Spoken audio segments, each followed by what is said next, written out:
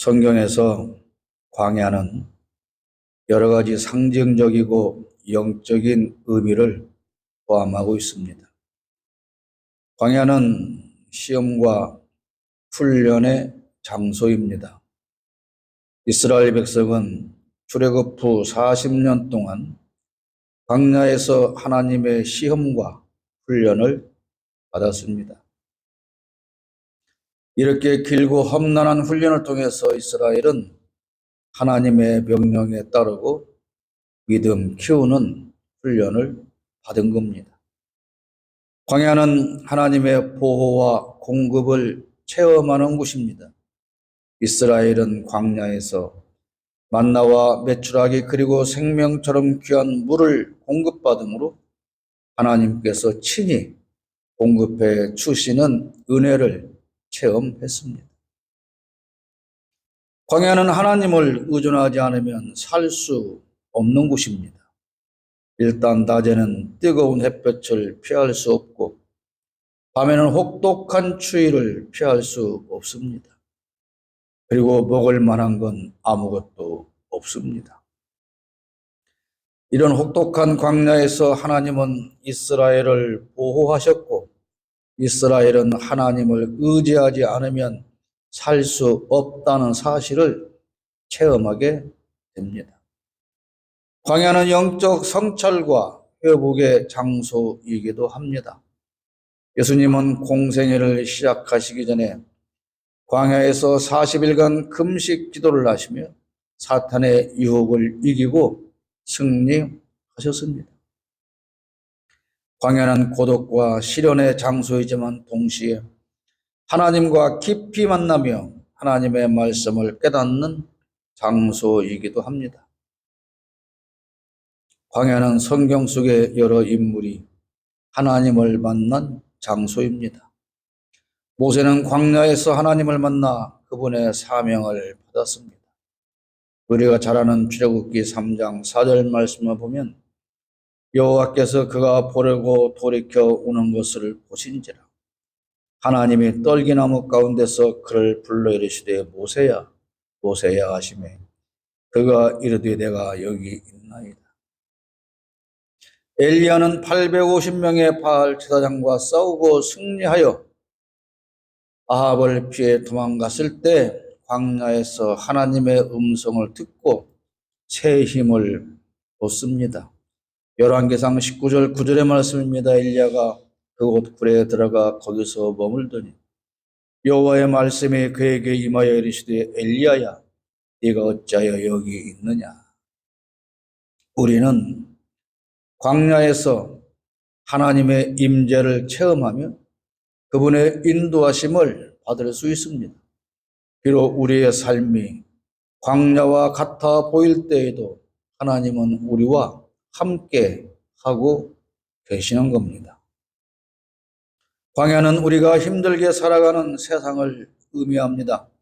이 세상에 태어나서 삶을 유지한다는 것 자체가 너무나도 힘든 일입니다.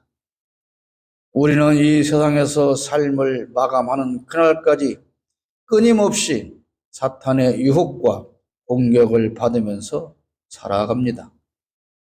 그래서 하나님의 도우심이 없다면 결코 혼자서는 살 수 없는 겁니다. 하나님을 알지 못하는 사람들조차도 하나님의 도우심이 없다면 살아갈 수 없습니다. 다만 그들은 하나님을 알지 못하는 사람들이기에 하나님의 도우심과 은혜를 깨닫지 못할 뿐입니다. 농사를 짓는 것도 사업을 하는 것도 노동하는 것도 따지고 보면 어느 것 하나도 하나님의 도움이 작동하지 않는 건 없습니다. 사람들이 그 사실을 모르고 살아갈 뿐입니다. 다 그만두고 최근 3년여 동안 이 나라 대한민국에서 우리가 살아온 것만 돌아보십시오. 멀리 올라갈 것도 없습니다. 지난 12.3 비상계엄을 선포한 내란 세력을 막아낸 건 분명 국민입니다. 그러나 정말 모두가 다 수많은 우연이 겹치고 겹쳐서 저들의 내란이 실패할 수밖에 없는 기적을 이뤘다고 말을 하지만 저들이 너무나도 정밀하고 세밀하게 계획한 그 내란을 막아내신 건 저들보다 더욱더 정밀하고 더 세밀한 하나님의 계획이 앞서 있었기 때문입니다. 그 전능하신 하나님께서 우리나라와 국민을 사랑하셔서 수십 개의 톱니바퀴 중 단 한 개도 맞물려 돌아가지 못하도록 역사하신 겁니다. 이렇게 말하는 사람이 있을지 모르겠습니다. 아니, 그럼 처음부터 하나님이 윤석열 당선 안 되게 하시고 비상계엄 선포 못하도록 죽이든지 막든지 하셨으면 이런 일이 없이 더 좋은 것 아니겠냐? 이렇게 말하는 사람이 분명히 있을 겁니다. 그런데 그런 논리라면 에덴 동산에 선악과 나무를 안 심었으면 되는 것이고 하나님이 동물을 만들 때 뱀을 안 만들었으면 되는 것 아니겠습니까? 그리고 아예 요셉이 형들에게 팔려가지 않게 하시고 그 다음에는 이집트를 비롯한 여러 나라에 흉년이 안 들게 하셨다면 이스라엘 백성이 이집트로 옮겨가서 400년 동안 종살이를 하지 않아도 되는 것 아니겠냐? 그렇게 여러분은 생각하지 않습니까? 아니, 그냥 처음부터 잘 살면 잘 살게 하시면 되는 건 아닐까요? 아니, 그냥 이집트에서 종살이하고 있는 이스라엘 백성을 행복하게 하시려면 뭐하러 그 머나먼 이집트에서 끄집어내가지고 그들을 가나안에 힘든 길을 가게 하시냐 그 말이에요. 이집트에 살고 있는 바알과 이집트 국민들을 다 추방해버리고 이집트 땅 그 자체에서 젖과 꿀이 흐르는 가나안 땅으로 하나님은 만들 수 있잖아요. 그런데 왜 그렇게 하지 않고 굳이 힘들게 이 애굽을 나와서 홍해를 건너서 죽을 똥 살 똥 굳이 광야를 통과해서 가나안에 가야 하고 그 가나안 원주민과 전쟁을 해서 힘들게 그 땅을 빼앗게 하시느냐? 그런 생각 여러분은 안 듭니까? 어쩌면 지금 말씀드린 그런 내용들이 우리가 생각하는 복받는 삶이라고 생각하실 수 있습니다. 그렇게 사는 게 복받는 거라고 생각하고 그런 삶을 꿈꾸며 그런 삶을 살게 해달라고 많은 사람들이 기도하는 거예요.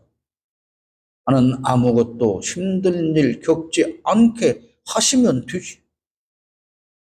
왜 힘들게 해놓고 은혜를 주었니 아니니 하게 하느냐?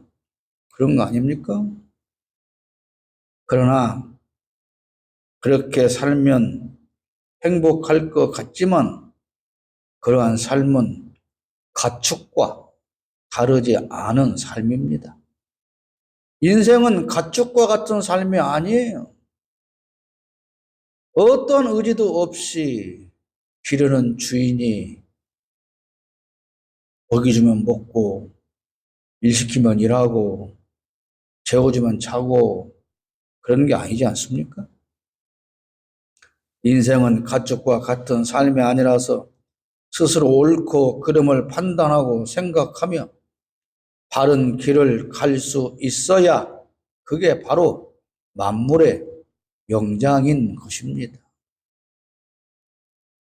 우리가 이렇게 만물의 영장으로 살아가는 것은 하나님께서 우리를 가축과 같이 만들지 않고 하나님의 형상을 따라서 만들어 주셨기 때문에 그런 겁니다. 어린 자녀가 학교에 가기 싫다고 뗐으면 아, 그래, 사랑하는데 아기 하기 싫어? 힘드니까 그러면 그냥 집에서 놀아? 그렇게 합니까? 아니잖아요. 사랑하기 때문에 두드려 패서라도 학교에 보내는 겁니다. 아이가 움직이는 게 귀찮다고 매일 먹고 누워 있기만 하면 책도 누워서 보고 핸드폰도 누워서 하고 그렇게 하면 그래 힘드니까 그냥 계속 누워서 해?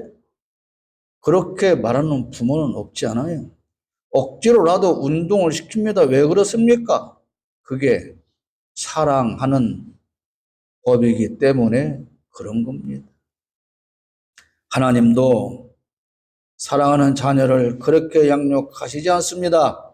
하나님은 혹독한 시련을 통해서 하나님을 알게 하시고 하나님의 도우심을 깨닫게 하십니다.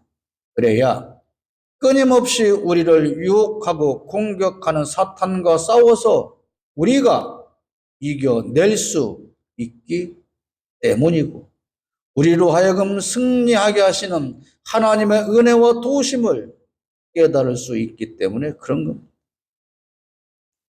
하나님께서 그러나 우리를 훈련시키려고 일부러 윤석열 독재 정권을 만들었거나 그들이 내란을 일으키도록 하신 건 아닙니다. 신천지를 비롯한 수많은 사이비 이단과 무당과 타락한 기독교가 합세하여 윤석열 독재 정권을 만들었고 제가 이 말씀은 아주 3년 동안 계속 드리는 말씀 아닙니까? 그 결과 우리는 상상하지 못했던 탄압과 고통 속에서 신음하고 나라는 망해 버렸습니다. 엊그제 누가 그런 말을 했습니다. 이러다가 나라 망하겠어요. 제가 그랬습니다. 아닙니다. 이미 망했습니다. 어제 뉴스 보셨잖아요. 미국에서 민감 국가로 대한민국을 이미 2달 전에 지정을 했다. 그것도 바이든 정부 때 그렇게 동맹을 찾던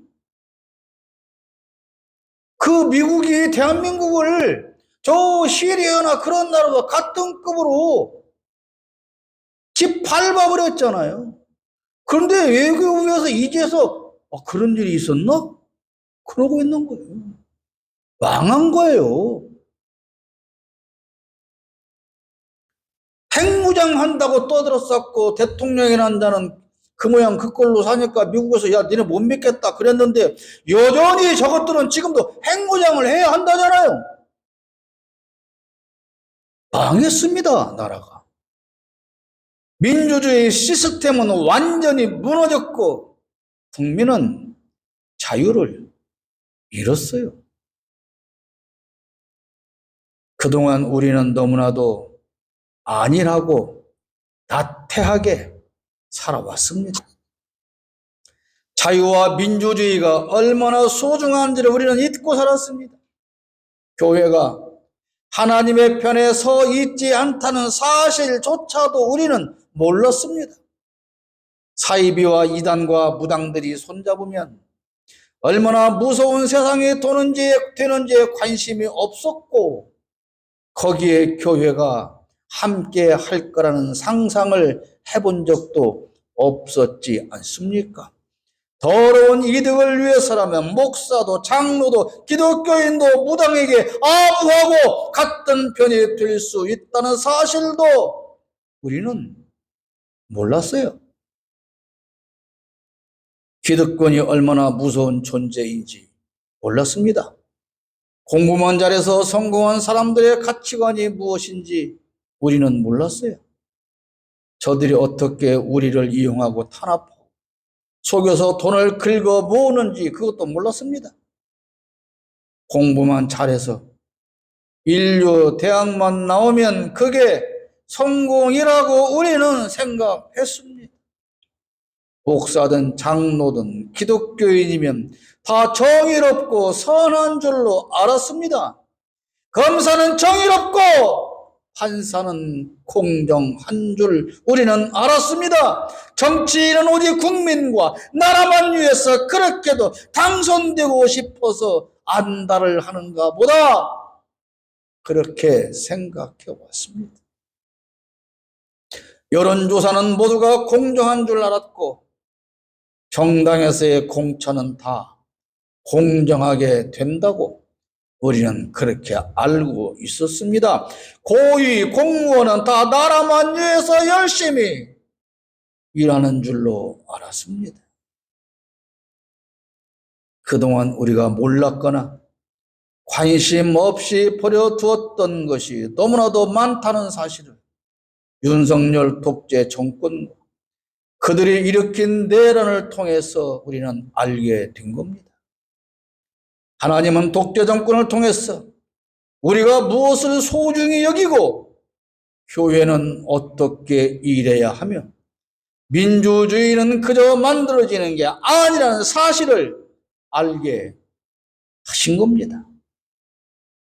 나라에서 가장 추악하고 비리가 많아서 없애야 할 조직과 완전히 바꿔야 할 조직은 무엇이며 정치인을 선출할 때는 어떤 사람에게 표를 주어야 하는지도 하나님은 알게 하신 겁니다. 언론에서 말하는 게 모두 사실이 아니라는 것도 알게 되었습니다. 목사와 기독교인들이 얼마나 역사를 모르는지, 얼마나 한심한 총자들인지 그것도 우리는 너무나 적나라하게 알게 되었지 않습니까? 이스라엘은 40년간의 혹독한 광야 훈련을 통해서 하나님께 순종하고 가나안에 가서 하나님의 자녀로 어떻게 살아야 하는가를 배웠습니다. 우리는 광야 같은 세상에서 이렇게 훈련받으며 하나님의 자녀로 성장하게 되는 겁니다. 그런데 훈련을 조금만 시키면 죽겠다고, 못 살겠다고, 하나님이 없는갑다고, 내가 얼마나 교회 열심히 다니는데 나를 이렇게 힘들게 하냐고 악다구니를 쓰며 살고 있지 않습니까? 사람이 악을 계획하고 불법을 차행하며 온갖 악한 짓을 다 해도 하나님은 그런 상황 속에서 하나님의 자녀를 보호하시며 하나님의 자녀를 훈련하고 하나님의 은혜를 깨닫게 하시는 겁니다. 그래서 이 혹독한 3년의 독재 속에서도 내란 속에서도 저와 여러분들이 하나님의 보호하심과 하나님의 은혜로 말미암아 오늘 이렇게 살고 있는 겁니다, 여러분.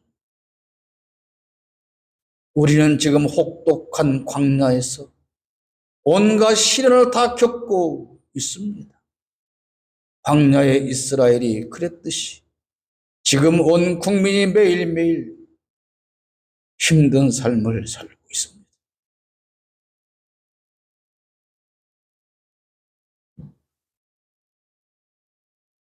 그럼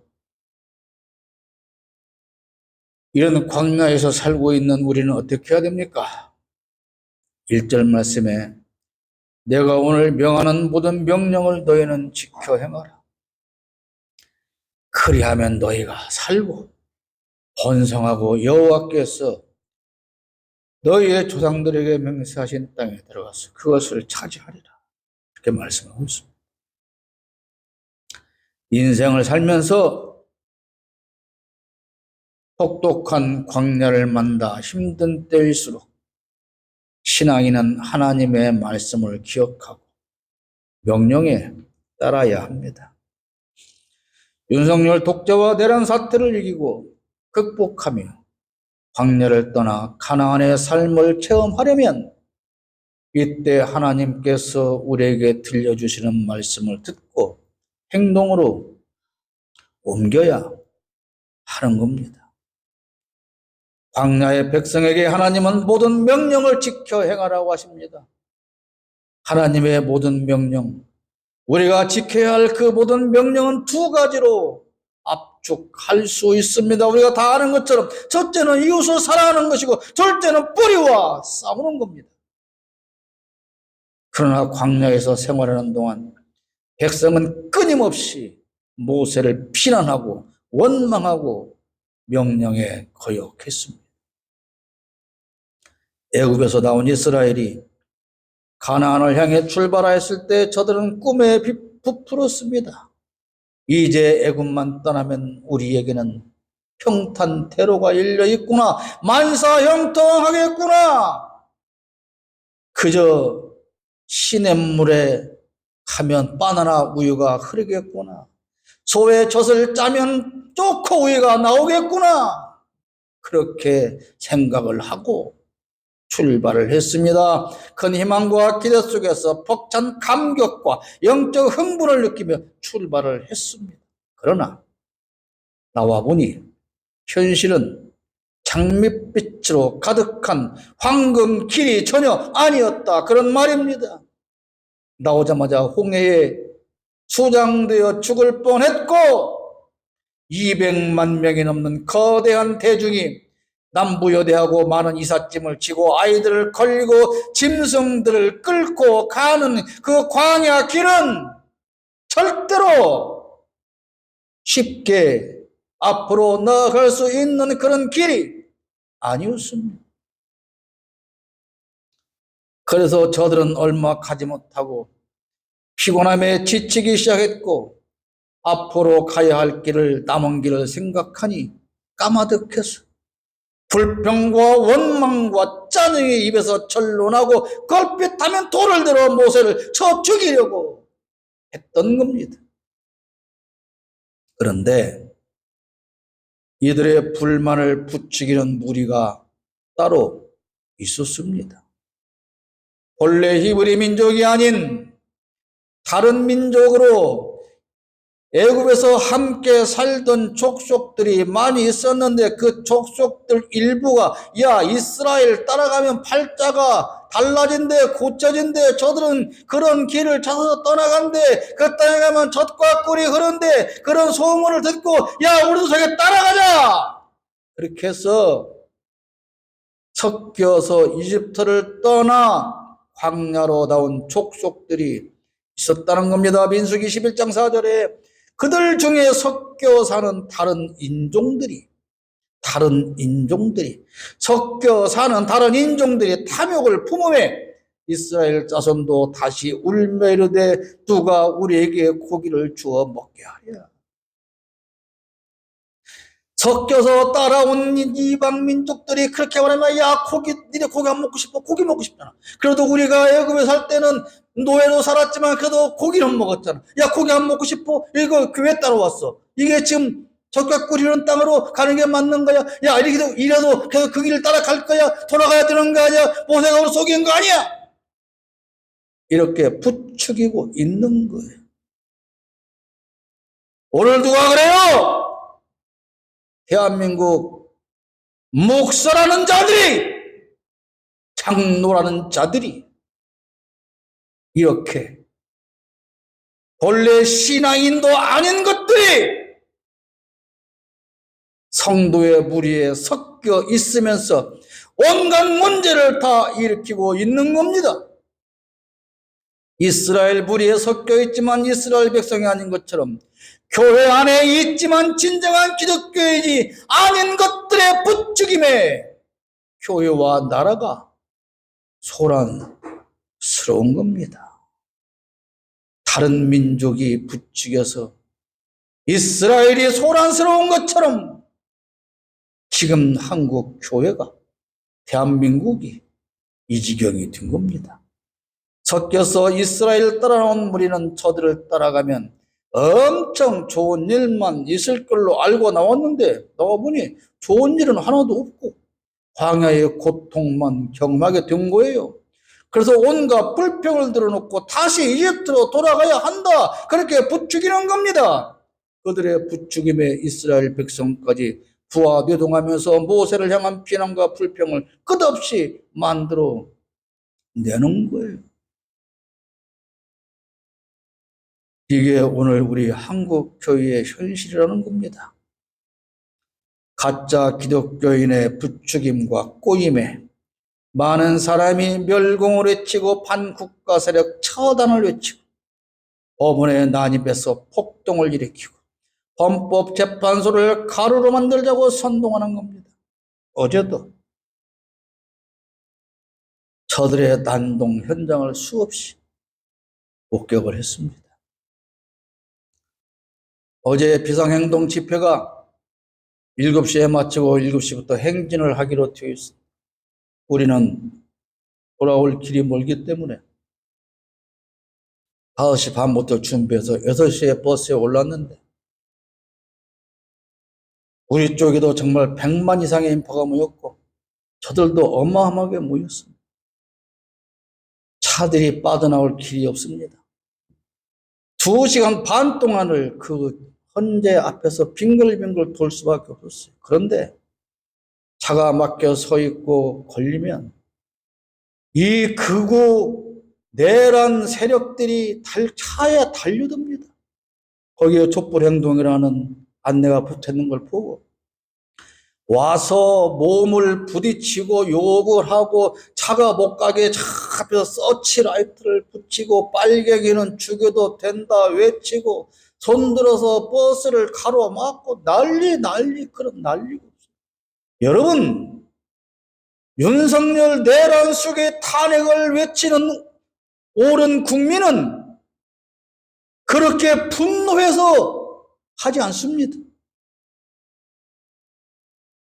우리의 바람을 순수하게 전하는 겁니다. 그러나 저들은 완전히 악에 그냥 쩔어 있어서 만약에 그거 말리려고 버스 문이라도 열었다가는 거기서 당장 맞아 죽을 판입니다. 경찰도 어쩌지를 못해요.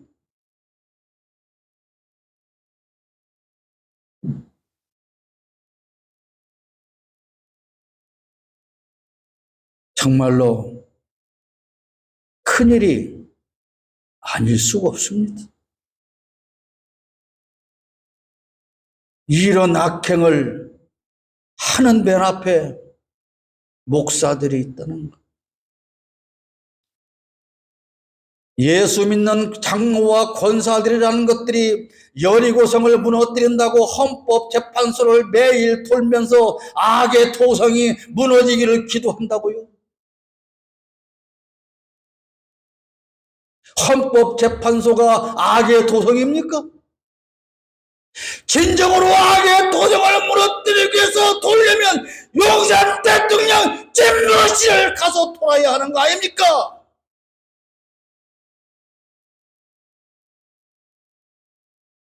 무엇이 옳고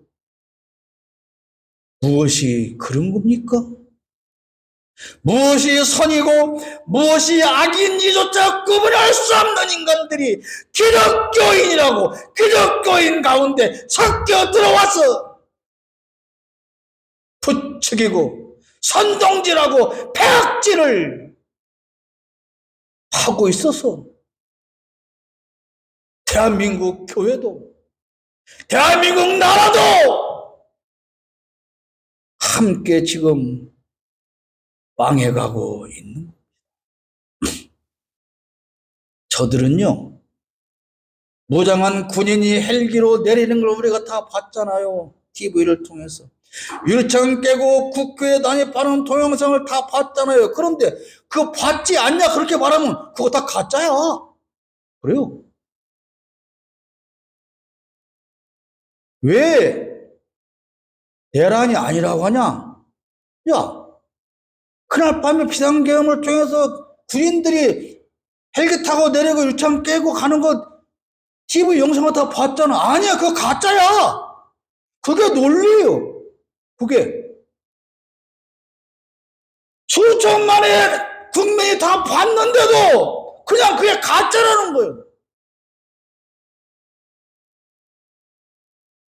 그렇게 선동하는 게 목사들이란 말입니다.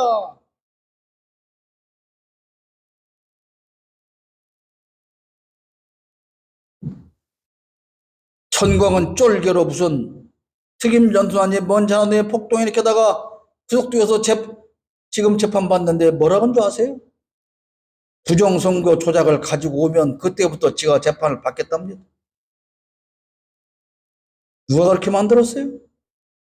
정광훈이 이렇게 만들었잖아요.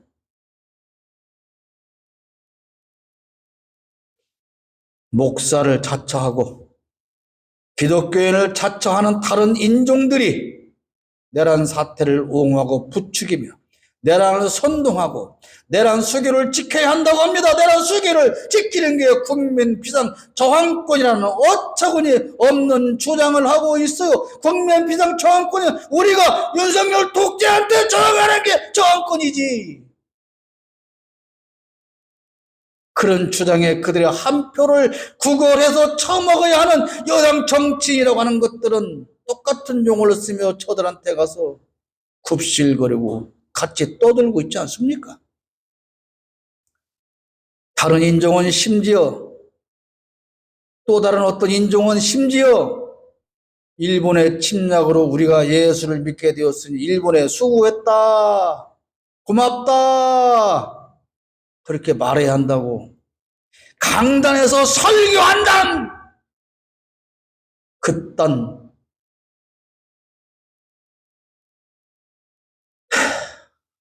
말을 외치고 있어요. 순교한 주기철 목사랑은 뭐가 되는 겁니까?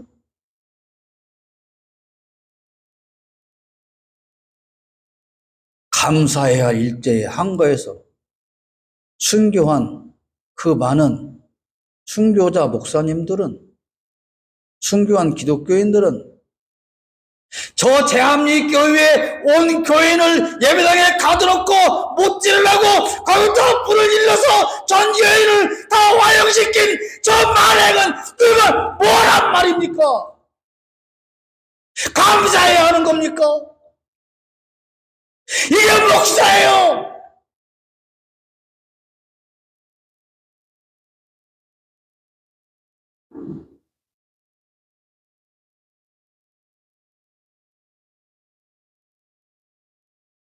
너무나도 기가 막혀서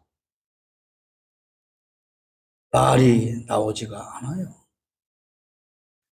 2절 말씀에 대해 하나님 여호와께서 이 40년 동안에 네게 광야길을 걷게 하신 것을 기억하라. 이는 너를 낮추시며 너를 시험하사 내 마음이 어떠한지 그 명령을 지키는지 지키지 않는지 알려 하심이라. 이렇게 말씀하고 있습니다. 하나님께서 우리에게 혹독한 시련을 경험하게 하신 건 우리를 시험하신 거라고 말씀하시는 거예요. 너희들 시험해 본 거다. 독재 정권 하에서 내란 사태를 맞으면서 하나님의 자녀와 아닌 자들을 하나님은 곤란하셨습니다.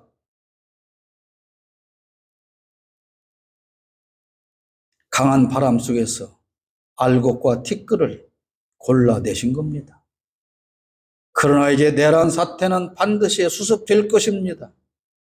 우리는 결코 그러나 이 사태를 잊으면 안 됩니다. 이스라엘 광야에서 훈련하신 그 하나님께서 왜 우리에게 독재와 내란 사태를 겪게 하셨는지, 그리고 하나님께서 그 가운데서도 그의 백성을 어떻게 보호하셨는지, 섞여서 우리를 괴롭힌 다른 인종들은 어떻게 하나님의 심판을 받고 멸망하는지 우리는 꼭 기억해야 하는 겁니다, 여러분.